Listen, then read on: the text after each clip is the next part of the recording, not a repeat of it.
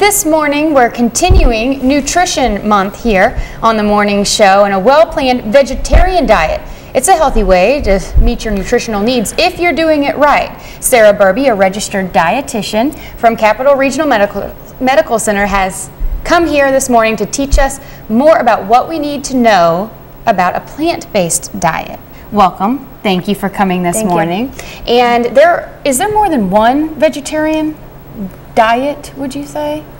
Yeah, sometimes, people will go strictly vegetarian, where they just eat plants and vegetables and beans and nuts and things like that, anything that didn't have a heartbeat.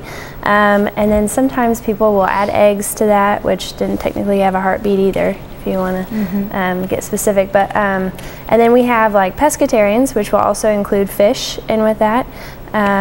But yeah, there's a couple different types of vegetarians. I think that you can be healthy in each one of those, but the more restrictive it gets, the more intentional you have to be about getting those major nutrients in your diet. So what do you recommend?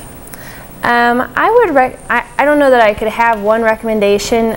Everybody makes their own decision as to what's going to be healthy to them, or what their beliefs are and what they want to consume. If you're going to be on a vegetarian diet, one important thing is to get enough protein, because obviously meat is a major source of protein. So if you're going to cut that out, you have to get it through other things. One thing that you can do, and a lot of vegetarians do, is tofu, but I think a lot of the general public is kind of wary of tofu because you don't know how to cook it, or you don't know if it just tastes gross or something like that. So one thing that you can do is just start small. Like, most people have access to the internet. You can look up a recipe for tofu. Usually it's supposed to be converted into some other taste. It's kind of like a mushroom, where it can take on a lot of flavors, but by itself it's not necessarily. It's very bland. Yeah, and there's more than one type of tofu. So you have like extra firm tofu, you have firm tofu, you have soft tofu. If you're going to make something like a smoothie, you might want to put soft tofu in, because that's not going to be chunky. It's going to be like a creamy kind of consistency.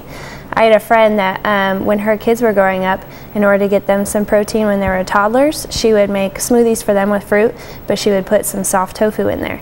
And they didn't mind it at all, and I tasted it and it tastes great.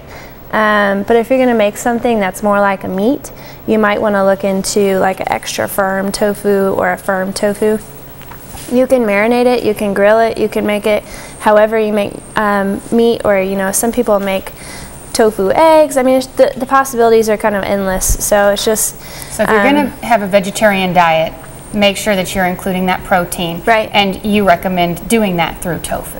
And you can do it through other things too. So if you don't like tofu, you can do beans, you can do lentils, you can do some whole grains are really high in protein, like quinoa, which is hard for a lot of people to pronounce because it looks like quinoa, but it's quinoa.